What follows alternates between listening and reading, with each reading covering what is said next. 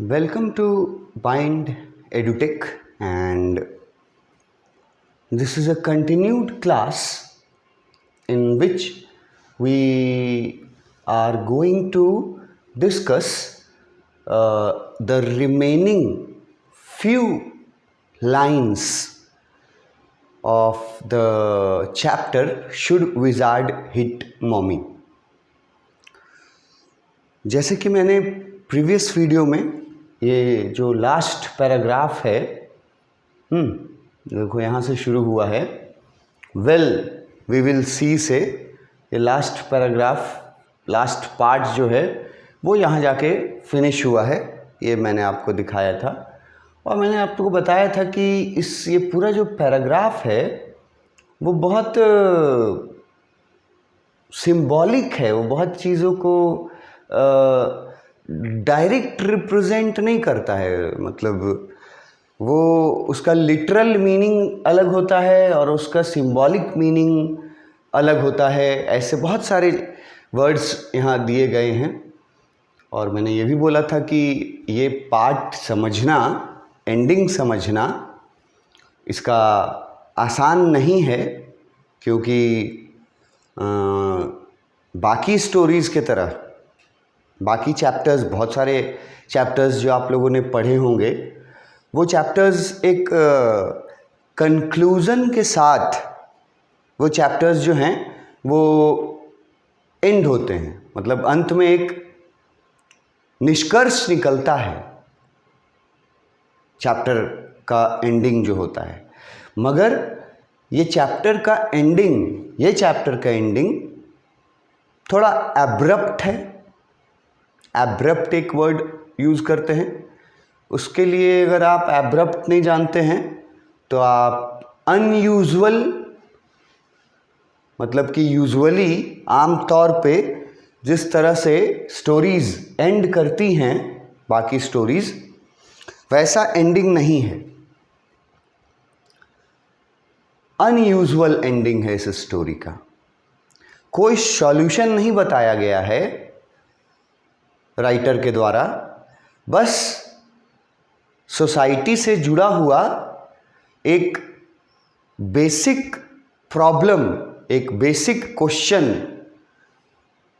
जिसको कि हम लोगों ने बिगिनिंग में वर्ड यूज़ किया था मोरल इश्यू, कि चैप्टर के थ्रू वो एक मोरल इश्यू उठाना चाहते हैं। वो मोरल इश्यू उठाना उनका मकसद है, उसका सल्यूशन वो नहीं देना चाहते हैं ऑथर, और सल्यूशन छोड़ देते हैं रीडर्स पर। और यहाँ पर रीडर्स का काम थोड़ा मुश्किल हो जाता है। मतलब स्टूडेंट्स जो ये चैप्टर पढ़ेंगे, ठीक है, ये पढ़ रहे हैं, तो हम पढ़ रहे हैं, हम आपको मीनिंग्स बताते जा रहे हैं, आप भी पढ़ रहे हैं, तो ये ना फ्रीडम दे दिया गया है। और ये फ्रीडम के साथ एक रिस्पॉन्सिबिलिटी भी आ जाती है कि आप किस चीज़ से सहमत हैं। सिर्फ बता दे रहा है कि प्रॉब्लम ये है, मोरल इश्यू, मोरल क्वेश्चन ये उठ रहा है। अब इसमें फादर सही है कि बेटी सही है, और जैसा मैंने बहुत सारा सवाल पिछले वीडियो में बोला था कि इतने सवाल उठते हैं मन में, पढ़ने वालों के मन में, रीडर्स के मन में, लेकिन उन सवालों का जवाब रीडर्स को इस स्टोरी में नहीं मिलेगा। जवाब आपको खुद सोचना पड़ेगा। कंक्लूज़न जो है ना, ये कैसे कंक्लूड करें, इसके लिए एक फ्रीडम दे दिया गया रीडर्स को कि आप खुद, अब क्वेश्चन हम पूछ दिए, अब आप अपने समझिए कि कौन सही है। पूरा कहानी बता दिए, मतलब ऑथर जो हैं इसके, तो पूरा स्टोरी लिख दिए। अब उसके बाद छोड़ दिए हैं रीडर्स पे। तो ये रीडर्स पे जो छोड़ देने का जो पॉइंट है ये अनयूजुअल, जल्दी ऐसा होता नहीं है स्टोरी में। यूजुअली ये होता है कि एक एंडिंग दिया जाता है, यहाँ अनयूजुअल एंडिंग है, थोड़ा एब्रप्ट एंडिंग है। और आम तौर पे कहानी के, किसी भी और कहानी जो स्टोरीज़ या जो चैप्टर्स हैं, यूजुअली आप लोगों ने पढ़ा होगा, जो भी चैप्टर पढ़ा होगा, तो उसमें से बहुत सारे चैप्टर्स होंगे जो जिसमें एक प्रॉपर एंडिंग होता है, आपको कंक्लूज़न मिल जाता है रीडर्स को। लेकिन यहाँ वो कंक्लूज़न रीडर्स को नहीं मिल रहा है, सिर्फ क्वेश्चंस मिल रहे हैं, क्वेश्चंस अराइज किए जा रहे हैं रीडर्स के मन में कि सही कौन था, किसका काम सही था, किसने गलत किया, और वगैरह वगैरह, किसको मार खाना चाहिए था, किसको नहीं मार खाना चाहिए था, ये सारी चीज़ें। तो वो क्वेश्चन अराइज करके, और he left the readers to decide who is right and who is wrong, ठीक है। और यहाँ दो पक्ष जो हैं, है ना, जिनके बारे में डिसीज़न करने बोला जा रहा है, सोचने बोला जा रहा है, दो जो पक्ष हैं वो है, एक फर्स्ट है child of the age group from 2 years to 5-6 years, ये लोग एक पक्ष में हैं। और दूसरा पक्ष है पेरेंट्स का। एक तरफ पेरेंट्स हैं, एक तरफ चिल्ड्रन हैं। और स्पेशली मैं बार बार ये बात दोहरा चुका हूँ कि 2 साल से 5-6 साल तक के बच्चों के बारे में यहाँ पर उनका वे ऑफ थिंकिंग यहाँ पे ऑथर प्रेजेंट करने की कोशिश किए हैं। और फिर अब आप खुद डिसाइड कीजिए कि क्या सही हुआ स्टोरी में और क्या गलत हुआ, ठीक है। अब उसके बाद हम बता रहे थे ये केज वर्ड जो बड़ा किए थे, है ना, कि इसका मतलब तो होता है पिंजरा, लेकिन इस स्टोरी में ये क्यों यूज़ किया गया, ये थोड़ा सा मतलब सिंबॉलिक है जो मैं बोल रहा था कि केज का यहाँ सीधा मतलब पिंजरा नहीं है। वहाँ जो वुड वर्क, जो फर्नीचर को जो पेंट करने का काम कर रही है जैक की वाइफ जो, तो ये पढ़ते पढ़ते मतलब ऐसा नहीं सोचना, देखो यहाँ लिखा हुआ है ना कि हार्ड वर्क कर रही थी, है ना, वुडन फर्नीचर्स, और उसी के साथ एक वर्ड ये यूज़ कर दिया है अ केज। तो ये नहीं सोचना कि लकड़ी का बना हुआ कोई पिंजरा होगा, उसको भी साफ करना होगा, ये एकदम कंप्लीटली रॉन्ग परसेप्शन रहेगा। यहाँ केज जो है उसका मीनिंग समझने के लिए पहले मैंने बोला था कि इन चीज़ों के, इसके आगे के ये को पढ़ो, समझो, और तब आपको ज़्यादा अच्छा से प्रॉपरली समझ में आएगा कि केज यहाँ क्या रिप्रेजेंट करता है, क्यों लिखा गया है, इसका क्या मतलब है। तो इसमें आगे वर्ड्स आए थे जो मैंने डिस्क्राइब भी किए थे कि वहाँ जो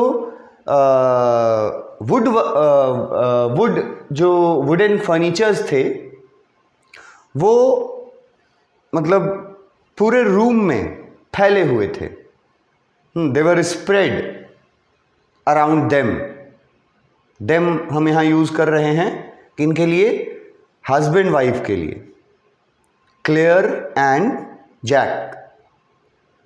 ये दोनों जैक जब नीचे पहुंचा था तो ऑलरेडी क्लेयर पहले से जो वहाँ पे काम कर रही थी, तो पूरा कमरा जो था सराउंडेड बाय वुडन फर्नीचर्स। तो क्या क्या था उसमें, एक दो चीज़ जो याद रखने लायक जो मैंने समझाया था। पहला, मोल्डिंग्स। ठीक है, कि एक तरफ मान लो कहीं मोल्डिंग्स रखा हुआ है।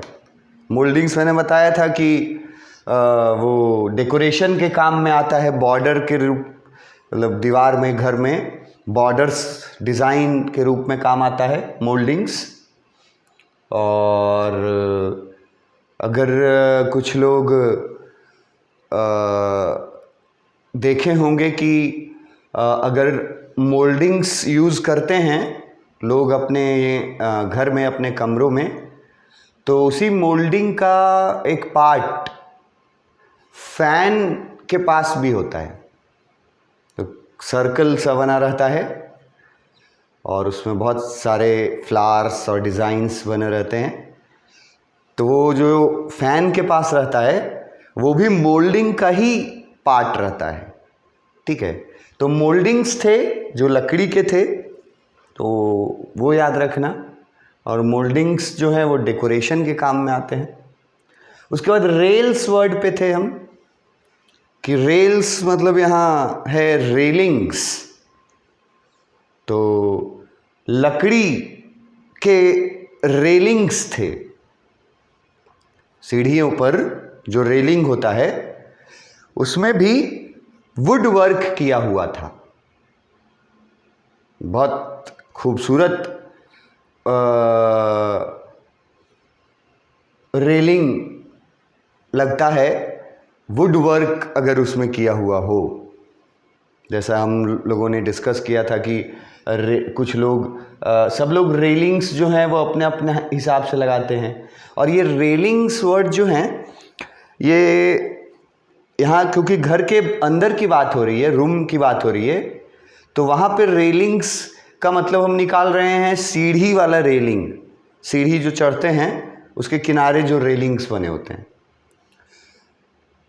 लेकिन यही रेलिंग्स वर्ड यूज़ एक जगह और भी होता है, घर पे, छत पे। ठीक है, जो प्रोटेक्शन के लिए छत पे जो बाउंड्री किया जाता है, वो बाउंड्री भी रेलिंग ही कहलाता है।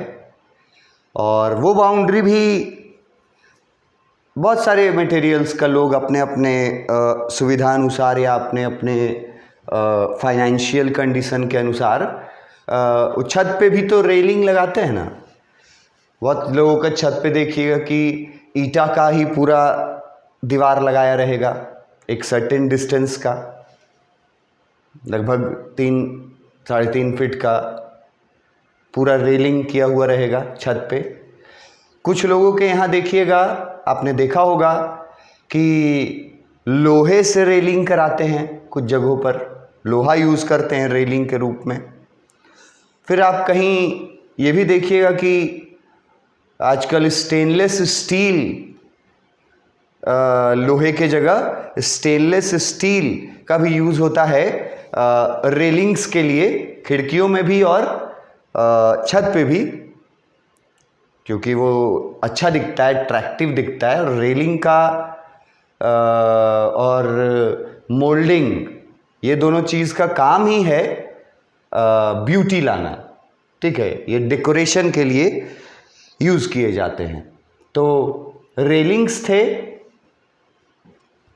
ठीक है, मोल्डिंग्स थे, पूरे कमरे में जो लकड़ी के सामान जो मैं डिस्क्राइब कर रहा हूँ कि चारों तरफ लकड़ी की चीज़ें रखी हुई थी जो साफ और पेंट कर रही थी क्लियर अकेले, जैसे हम लोग दीपावली में अपना घर का साफ सफाई करते हैं वैसे। तो ये जो चारों तरफ मोल्डिंग्स, रेलिंग्स और उसके बाद एक चीज़ और, base boards all around them. फिर यहां देखो देम वर्ड यूज किसके लिए किया, हस्बैंड वाइफ के लिए, कि उनके चारों तरफ, all around in that room, उस रूम में, है ना, हस्बैंड वाइफ के चारों तरफ जो था वो वुडन फर्नीचर्स जो थे वो रखे हुए थे चारों तरफ। तो ये जो वुडन फर्नीचर्स ऑल अराउंड थे, जिनमें एक दो एग्जाम्पल दिया है कि जैसे मोल्डिंग्स थे, रेलिंग्स थे, बेसबोर्ड्स थे। अब बेसबोर्ड भी मतलब वो लकड़ी का ही, वुड का ही एक कोई वुड से बना हुआ कोई ये हो सकता है, सामान हो सकता है। जैसे आप कॉमन वर्ड में हम लोग वर्ड यूज़ करते ना, प्लाईवुड। प्लाईवुड तो सब समझता है, वो भी तो मतलब वुड उसको वुड उसके साथ तो लगा हुआ है, भले वो प्योर वुड का नहीं रहता है, पर प्लाईवुड होता है ना। तो ये बेस बोर्ड्स जो है ना, इसको आप प्लाईवुड याद रखिएगा ना तो आसानी से याद रहेगा कि रूम में वो लोग घिरे हुए थे, क्लेयर और जैक, हस्बैंड और वाइफ घिरे हुए थे, मतलब उनकी चारों तरफ वुडन फर्नीचर्स फैले हुए थे जिनको पेंट किया जा रहा था क्लेयर द्वारा। और इन्हीं वुडन फर्नीचर्स को जो चारों तरफ हैं बिखरे हुए, जिनके बीच में, उन वुडन फर्नीचर्स के बीच में हस्बैंड और वाइफ हैं, क्लेयर और जैक।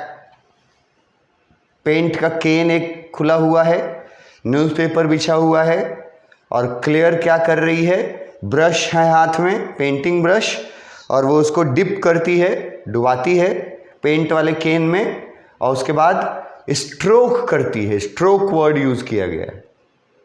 पेंट करने को जो मूवमेंट होता है ना पेंट का, या तो ऐसे करो हॉरिजॉन्टली या वर्टिकली, जो भी करो, स्ट्रोक्स बोला जाता है। तो वो पेंट कर रही थी। तो अपने तरफ इन सभी चीज़ों को अपने अराउंड देख करके, ये सारी चीज़ों से जब वो अपने आप को घिरा हुआ दिखता है, तब उसको ऐसा फील होता है जैक को जैसे वो किसी केज में फंसा हुआ हो, पिंजरे में फंसा हुआ हो। क्योंकि पिंजरे में भी तो चारों तरफ से आदमी घिरा रहता है, या कोई भी पशु पक्षी जिनको भी पिंजरे में रखा जाए तो पिंजरा उसी को ना बोलते हैं जिससे वो घिरा हुआ रहता है। तो ये जिन फर्नीचर्स से घिरा हुआ था, दोनों थे, मतलब हस्बैंड वाइफ दोनों फर्नीचर्स से घिरे हुए थे। तो उसको इमेजिन करके आप देखो कि उसको बोला गया है, जैक को फील हो रहा था जैसे वो प्रिजन में हो, सलाखों के पीछे, जिसको बोला जाता है ना सलाखों के पीछे। टीवीज़ में आप लोग देखते हैं पुराने पुराने, और नया ये में भी आप लोगों ने देखा होगा कि जैसे जिसको जेल की चार दीवारी बोलते हैं। तो ये फर्नीचर्स, वुडन फर्नीचर्स किस तरह से लग रहे थे जैक को, केज की तरह लग रहे थे। बहुत इंपॉर्टेंट है, केज वर्ड क्यों यूज किया, कौन सी चीज को केज बोला है। तो जिस तरह से आदमी एक पिंजरे में घिरा हुआ होता है चारों तरफ से, वैसे ही जैक और उसकी पत्नी क्लेयर वहां पे उस रूम में घिरे हुए थे। They were surrounded by different wooden furniture items like moldings, like railings, like baseboards। तीन नाम, तो इन चीज़ों से वो घिरे हुए थे, ये सारी चीज़ें लकड़ियाँ की बनी हुई थी और इसीलिए उसको फील होता है जैक को जैसे वो किसी केज में बंद है, इसी पिंजरे में उसको बंद कर दिया गया है, ऐसा उसको फील होता है। और ये फीलिंग है, not actually present there was no cage, ठीक है, इमेजिनेशन है कि वो वुडन जो फर्नीचर है उनको केज जैसा इमेजिन कर रहा है। वुडन फर्नीचर्स जो चारों तरफ हैं उनके अराउंड, वो सिंबलाइज कर रहे हैं किस चीज को, केज को, पिंजरे को।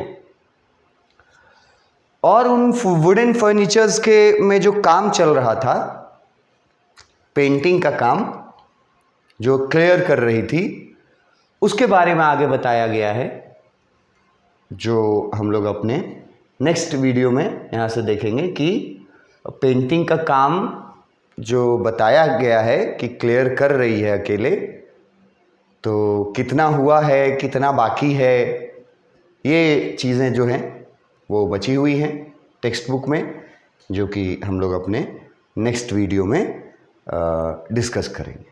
Thank you.